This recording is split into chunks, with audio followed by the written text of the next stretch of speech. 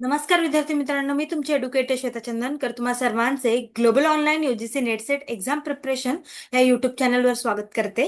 UGC net exam 2025 साठी आपण prepare करतो आहोत आणि पेपर 2 विषय मराठी यामध्ये आपण युनिट 2 संस्कृती संकल्पना आणि वाङ्मय निर्मिती याबद्दलचे प्रश्न पाहतो आहोत. महत्वाचे पीवायक्यू प्रश्न पाहतो आहोत.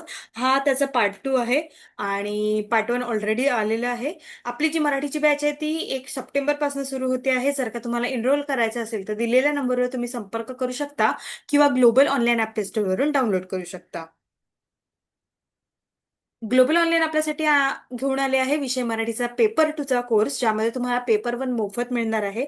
सोबत रेकॉर्डेड आणि लाईव्ह क्लास सुद्धा असणार आहे आणि 10 युनिटचे पीडीएफ नोट सुद्धा मिळणार आहे. सोबत 20 अधिक टेस्ट मिळणार आहे आणि पूर्ण अभ्यासक्रमाची चाचणी जी असते आणि घटकनुसार चाचणी ते सुद्धा मिळणार आहे.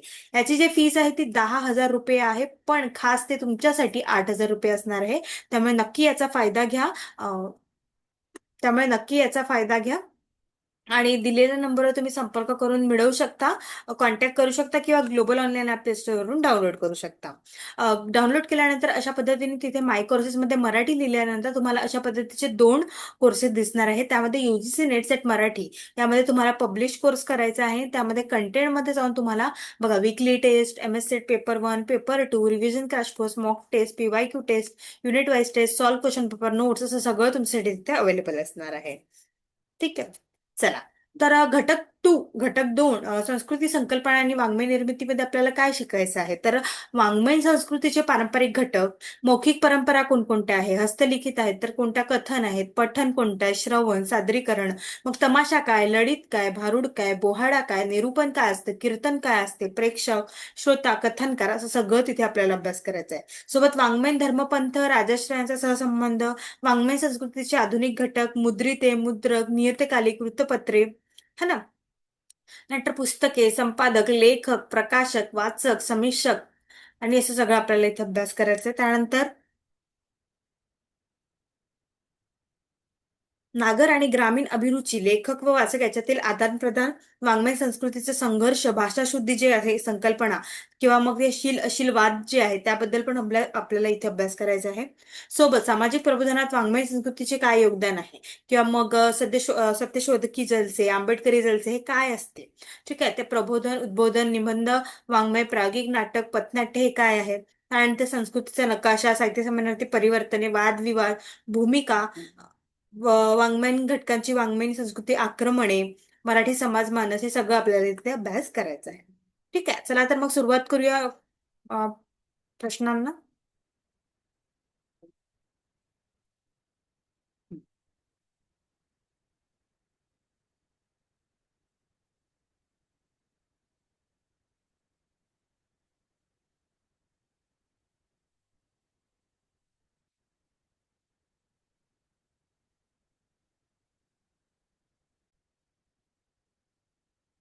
तर पहिला प्रश्न आहे, माझा आदर्श समाज हा स्वातंत्र्य, समता, बंधुत्वावर आधारित असेल हे विचार कोणाचे आहे. महात्मा फुले, विठ्ठलरामजी शिंदे, डॉक्टर आंबेडकर, विद्या सावरकर.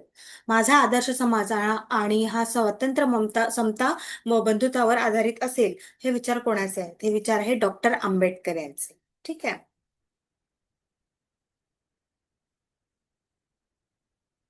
समोरचा प्रश्न आहे, श्रीरामपूर येथे विल्यम केरी यांनी grammar of the Marathi language हे पुस्तक कोणत्या साली प्रकाशित केले. 1806, 1805, 1807, 1804. सांगा बघू.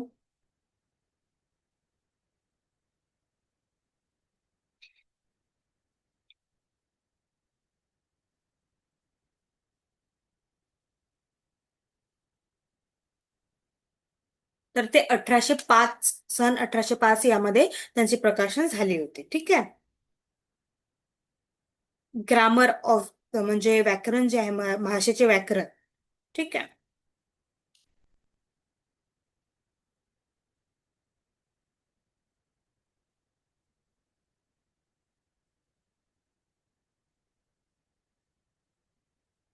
तर कॅरे यांनी केवळ बंगाली भाषेचंच नव्हे तर पुष्कळ भाषांचं लिहिलेलं आहे. पण मराठी, बंगाली, ओरिया, हिंदी, आसामी, संस्कृत अशा पण भाषांचं त्यांचं अनुवादित केलेलं आहे आणि प्राध्यापक म्हणून ते कार्यरत होते पुष्कळ 30 वर्ष. ठीक आहे. चला, कोणतेही साहित्य हे वंश, युग, प्रवृत्ती आणि परिस्थिती यांची निर्मिती असते, हे मत कोणाचे आहे? होरेस, हिपोलितेन, विको की एडमंड हुसेन? कोणतेही साहित्य हे वंश, युग, प्रवृत्ती आणि परिस्थिती यांची निर्मिती असते, हे मत कोणाचे आहे? हे मत आहे हिपोलित तेन यांचे. ठीक आहे, त्यामुळे आपलं उत्तर असणार आहे ब. पुढीलपैकी कोणत्या साहित्य निर्मितीस लोकप्रिय साहित्य, पॉप्युलर लिटरेचर म्हणता येत नाही? भक्तिप्रधान साहित्य, रहस्य कथा, विज्ञान साहित्य, साहस कथा? पॉप्युलर लिटरेचर जे असते त्याबद्दल यांनी विचारलेलं आहे.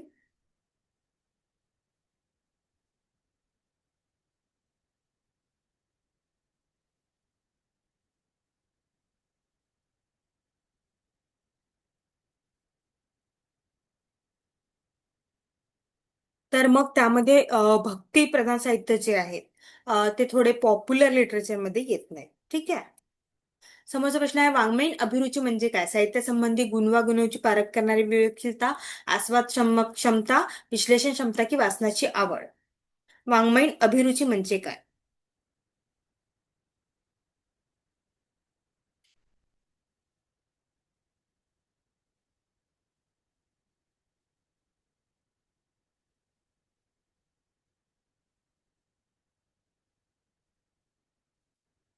वाङ्मयीन अभिरुची म्हणजे काय? तर ते साहित्य संबंधी गुणवागुणांची पारख करणारी विवेकशीलता असा त्याचा अर्थ होतो.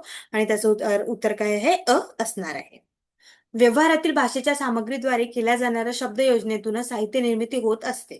तर ही साहित्याची भाषा ही व्यवहारातील भाषा नसते. संपूर्ण विधान चूक, संपूर्ण विधान बरोबर, विधानाचा पूर्वार्ध बरोबर, उत्तरार्ध चूक.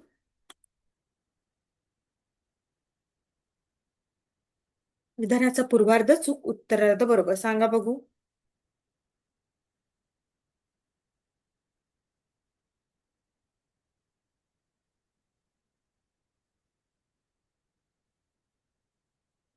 तर संपूर्ण विधान यातलं बरोबर आहे. व्यवहारातील भाषेच्या सामग्रीद्वारे केल्या जाणाऱ्या शब्द योजनेतूनच साहित्य निर्मिती होत असते. तरीही ही साहित्याची भाषा ही व्यवहाराची भाषा नसते. ठीक आहे.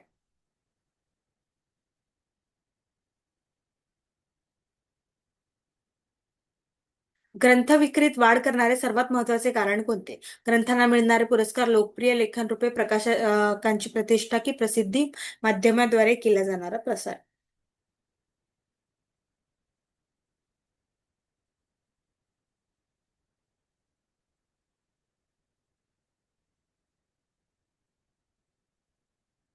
तर ग्रंथविक्रीत वाढ करणारे सर्वात महत्वाचे कारण म्हणजे लोकप्रिय लेखन रूपे. ठीक आहे. त्यामुळे आपलं उत्तर काय असणार आहे? ब असणार आहे.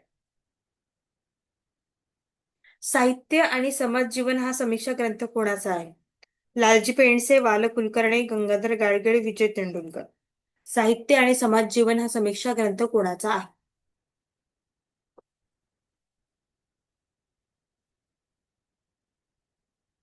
तो आहे लालजी पेंडसे यांचा. कोणाचा? लालजी पेंडसे.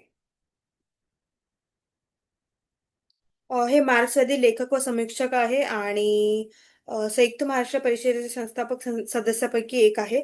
संयुक्त महाराष्ट्र चळवळीचा आढावा घेणाऱ्या सुरुवातीच्या ग्रंथरचनांपैकी एक महाराष्ट्राचे महामंथन या ग्रंथाचे सुद्धा त्यांनी लेखन केले आहे.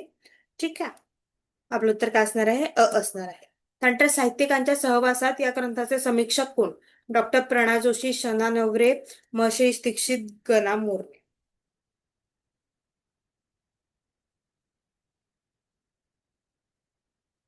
साहित्यिकांच्या सहवासात या ग्रंथाचे समीक्षण कोण आहे?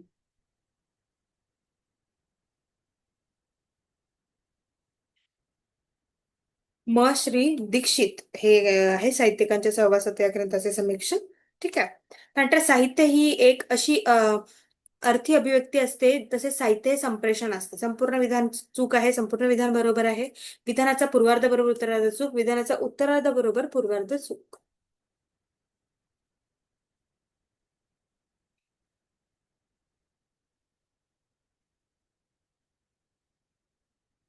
संपूर्ण विधान बरोबर आहे. ठीक आहे. नंतर डॅश हे साहित्याचे माध्यम आहे. भाषा, कलामूल्य, अर्थपूर्ण शब्दार्थ, सौंदर्य घटक. साहित्याचे माध्यम काय आहे? अर्थपूर्ण शब्दार्थ जे असतात ते साहित्याचे माध्यम असतात. कारण कविता करताना आपण बघत असतो की व्यवस्थित शब्द त्याने एक महत्वपूर्ण कविता तयार होत असते. त्यामुळे अर्थपूर्ण शब्दार्थ हे खूप महत्वाचे आहे. ठीक आहे, हे काय साहित्याचे माध्यम आहे.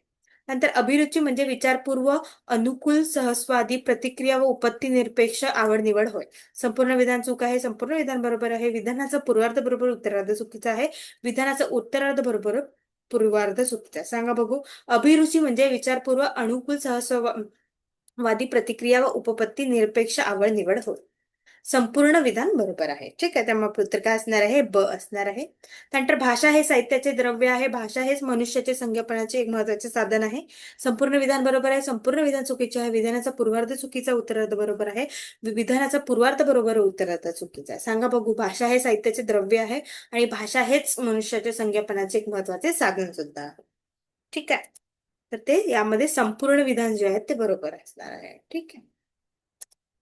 नंतर मध्ययुगात साहित्य आणि संस्कृती यांचे अभिसरण करणारी तीन पीठे, व्यासपीठ, रंगपीठ आणि लोकपीठ अस्तित्वात होती, असे मत कोणाचे आहे? अवा कुलकर्णी, वाल कुलकर्णी, द कुलकर्णी, श्रीरंग कुलकर्णी. मध्ययुगात साहित्य आणि संस्कृती यांचे अभिसरण करणारी तीन पीठे, व्यासपीठ, रंगपीठ आणि लोकपीठ अस्तित्वात होती. हे मत कोणाचे आहे? हे मत आहे श्रीर कुलकर्णी यांचे. ठीक आहे, त्यामुळे आपलं उत्तर असणार आहे ड. नंतर 1975 साली दुर्गा भागवत यांच्या अध्यक्षतेखाली संमेलन प्रसंगीचे प्रकाशन स्मरणिकेत अभिरुची ग्रामीण आणि नागर हा लेख कोणी लिहिले आहे? आनंद यादव, सुधीर रसाळ, बोराडे. 1975 साली दुर्गा भागवत यांच्या अध्यक्षतेखालीच विचारलेले आहे.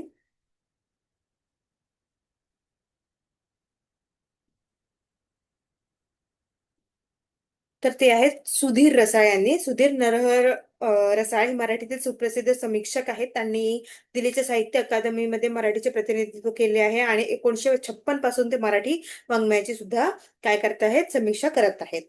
ग्रंथसंपदा, कविता आणि प्रतिमे, काही मराठी कवी, ना. ग. देशपांडे कविता, मर्ढेकरांची कविता, हा ना, असं भरपूर त्यांनी लिहिलेलं आहे. ठीक आहे. यादव काळात ज्ञानेश्वरांनी व आधीच्या कवींनी संस्कृत वाङ्मयीन परंपरा आणि लोकसाहित्याची परंपरा याचे संमेलन जाणीवपूर्वक घडवून आणले असते असे म्हणता येत नाही. हे मत कोणाचे आहे? डॉक्टर प्रभाकर मांडे, सुधीर रसाळ, डॉक्टर विश्वनाथ शिंदे, डॉक्टर राजशेखर शिंदे. कोणाचे आहेत? यादव काळातील ज्ञानेश्वरांनी व आधीच्या कवींनी संस्कृत वाङ्मयीन परंपरा आणि लोकसाहित्याची परंपरा यांचे संमेलन जाणीवपूर्वक घडवून आणले असे म्हणता येत नाही. हे डॉक्टर सुधीर रसाळ यांचं मत आहे. त्यानंतर मध्ययुगीन वाङ्मयीन परंपरा ही गरजेपुरती प्रयोगशील होती. तिथे प्रारंभिक संस्कृत काव्यप्रकारापेक्षा वेगळे व नवे काव्यप्रकार निर्माण केले. पूर्वार्ध बरोबर उत्तरार्ध चूक, पूर्वार्ध चूक उत्तरार्ध बरोबर, पूर्वार्ध बरोबर उत्तरार्ध चूक, पूर्वार्ध चूक उत्तरार्ध बरोबर. मध्ययुगीन वाङ्मयीन परंपरा ही गरजेपुरती प्रयोगशील होती. तिथे प्रारंभिक संस्कृत काव्यप्रकारापेक्षा वेगळे व नवे कार्यप्रकार निर्माण झाले आहेत. पूर्वार्ध आणि उत्तरार्ध दोन्ही इथे बरोबर असणार आहे. त्यामुळे आपलं उत्तर असणार आहे अ. समोरचा प्रश्न आहे, संस्कृत वाङ्मयीन परंपरा आणि मराठी लोकसाहित्याची परंपरा यांच्या संयुगातून घडलेली आहे. प्राचीन वाङ्मयीन परंपरा, मध्ययुगीन वाङ्मयीन परंपरा, अर्वाचीन वाङ्मयीन परंपरा की यापैकी नाही? संस्कृत वाङ्मयीन परंपरा आणि मराठी लोकसाहित्याची परंपरा यांच्या संयोगातून मध्ययुगीन वाङ्मयीन परंपरा जी आहे ती आलेली आहे. ठीक आहे. कथ्थक हा प्रकार कोणत्या प्रकारातला आहे? मौखिक, लिखित, हस्तलिखित यापैकी नाही? सांगा बघू.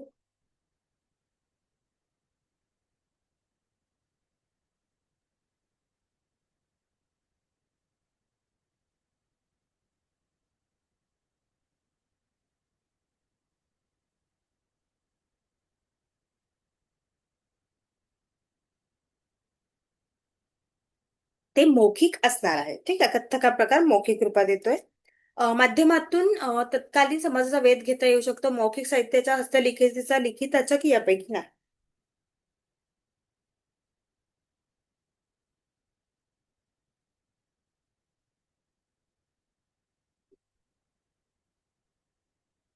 तर ते आहे हस्तलिखितीच्या. कोणत्या माध्यमातून? हस्तलिखितच्या माध्यमातून तत्कालीन समाजाचा वेध सुद्धा घेता येऊ शकतो.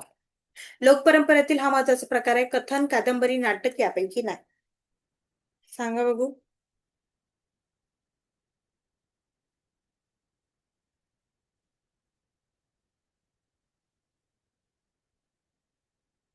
लोकपरंपरेतील कथन जो आहे तो महत्वाचा प्रकार असणार आहे. ठीक आहे. एखाद्या विषयाचे विवेचन व एखाद्या विषयावर केलेलं विस्तृत भाष्य म्हणजे काय? कीर्तन, निरूपण, भाषण, कथाकथन. एखाद्या विषयाचे विवेचन व एखाद्या विषयावर केलेले विस्तृत भाषण म्हणजे काय? निरूपण होय. ठीक आहे. हे सगळं आपल्याला अभ्यास करायचा आहे. डॅश मध्ये टीटीपी मिक्सिंग ऑफसेट छपाईचा ब्रोमाइड्स परफेक्ट बाइंडिंग इत्यादीचा समावेश येतो. नियतकालिकामध्ये मुद्रित मुद्रणामध्ये ग्रंथनिर्मितीमध्ये की यापैकी नाही. कशात येतो? ते मुद्रिते किंवा मुद्रणामध्ये ते सगळं येतं छपाई है ना. पंडित कवी नागेश याला श्रीमंत सरदार यांचा राजश्रय मिळाला होता. कोणाचा? यशवंतराव कोकाटे, जनकोची शिंदे, मल्हारराव होळकर की नाना फडणवीस. पंडित कवी नागेश यांना श्रीमंत सरदार यांचा राजाश्रय मिळाला होता. त्यांना यशवंतराव कोकाटे जे आहेत त्यांचा राजाश्रय मिळाला होता.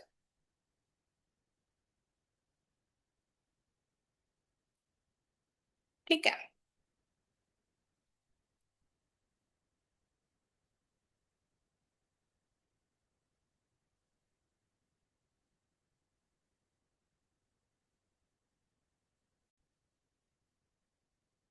ओके विवरण अशा प्रकारे आपण युनिट घटक 6 जे आहे त्याचं पाहिलेलं आहे.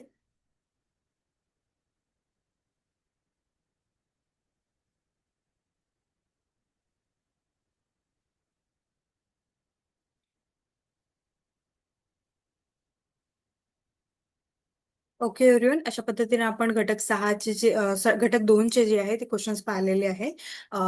That's it for today. Thank you so much. 1 September पासून आपण नवीन बॅच सुरू करतो आहोत. जर का तुम्हाला एनरोल करायचं असेल तर दिलेल्या नंबरवर तुम्ही संपर्क करू शकता किंवा ग्लोबल ऑनलाईन ॲप प्ले स्टोअरवरून डाउनलोड करू शकता. थँक्यू.